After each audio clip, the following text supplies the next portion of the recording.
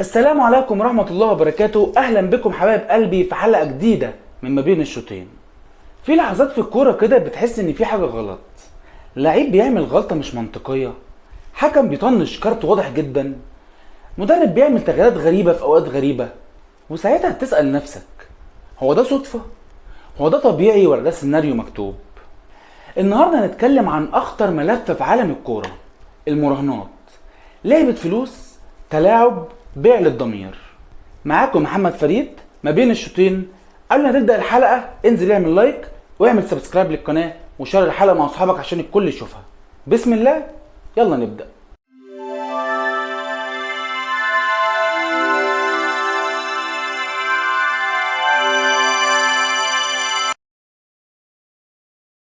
الناس زمان كانت بتراهن على سباقات الخيل، البوكر، الملاكمة.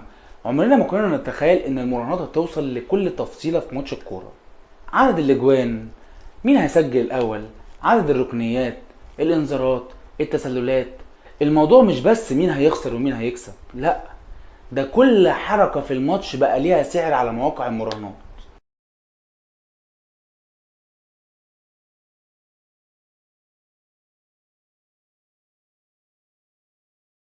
الموضوع بدأ من سنين، ومع انتشار الانترنت بقى سهل جدا لأي حد يدخل يراهن. بس الخطير بجد ان بقى في لعيبة كورة بتدخل تشارك في المراهنات والتلاعب ده.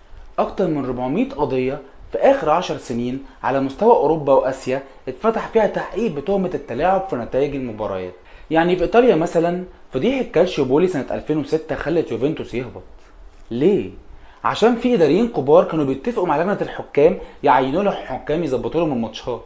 والله لاعب زي جون بارتون في انجلترا راهن على 1260 ماتش واتحكم عليه بعدها بوقف 18 شهر. وسنة 2011 في تركيا نادي فنربخشة كان متصدر الدوري لحد بعد نهاية الموسم ظهر ان في اداريين في النادي دفعوا رشاوي الفرق عشان يسهلوا لهم الماتشات.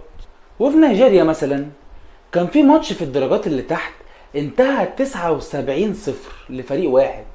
والله فريق جاب 79 جون علشان خاطر يتصدر الدوري بفرق اهداف.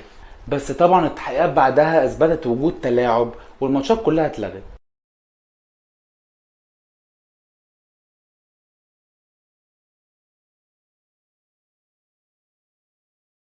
في اعتقاد كده ان العالم العربي بعيد عن اللعبة دي، لكن في الحقيقة لا. في مواقع كتير دلوقتي بترشح ماتشات من الدوري المصري والسعودي والمغربي، والمراهنات ماشية عادي جدا. في ماتشات كتير دلوقتي بنشوف فيها حاجات غريبة، لعيب يتصرف تصرف مش منطقي، مدرب يعمل تغيير ملوش اي تفسير، انذار بدون داعي، ضربة جزاء غريبة. كل دي ممكن تكون اوامر جاية من بره الملعب. وفي مصر بالتحديد بدأت تظهر شكاوي بالتلاعب في بعض مباريات درجات الأدنى. وفي مصادر صحفية أشارت لتقارير عن تواصل أفراد من شركات المراهنات بلعيبة صغيرة شباب مقابل مبالغ بسيطة عشان يظبطوا تفاصيل صغيرة مش بتبان. وخلي بالك الإعلام دلوقتي مش بريء، في قنوات ومواقع دلوقتي بتحلل الماتشات مش بهدف الفهم لكن بهدف التأثير على الناس عشان يراهنوا.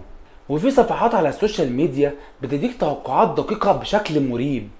والغريب انهم ساعات بيطلبوا اشتراك شهري عشان يكسبوا منك مرتين، مرة من اشتراكك ومرة من خسارتك، وفلوسك بتطير. المشكلة مش بس في اللعيبة والمسؤولين، المشكلة ان في جمهور كبير دلوقتي بقى بيتعامل على الكورة على انها صفقة او استثمار مش شغف. الماتش بالنسبة له بقى ارقام، كورنر، كارت، بلانتي، مش اداء او متعة. والنتيجة ايه؟ ناس بتتخانق، وناس بتخسر فلوس، وناس دخلت في حالات اكتئاب رهيبة، وفي ناس ادمنت الموضوع ده وبقى عندها ادمان مراهنات، لدرجة ان في بعض الدول عملوا حملات توعية لانقاذ الناس من الموضوع ده.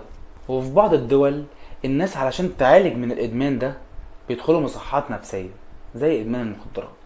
الكرة اللي كنا بنحبها علشان الفير بلاي في بعض الاحيان دلوقتي ما بقتش فير خالص، وسكوتنا بيشجع اللي بيلعبوا بينا. المراهنات مش بس بتبوظ النتائج، لا دي بتبوظ القيم وبتقتل الحماس وبتهز الثقة والانتماء. وطبعا كل ده كوم، وانها حرام ده كوم تاني خالص. لو عجبتك الحلقة ما تنساش تعمل لايك وسبسكرايب للقناة وتفعل زر الجرس عشان يوصلك كل جديد. محمد فريد ما بين الشوطين.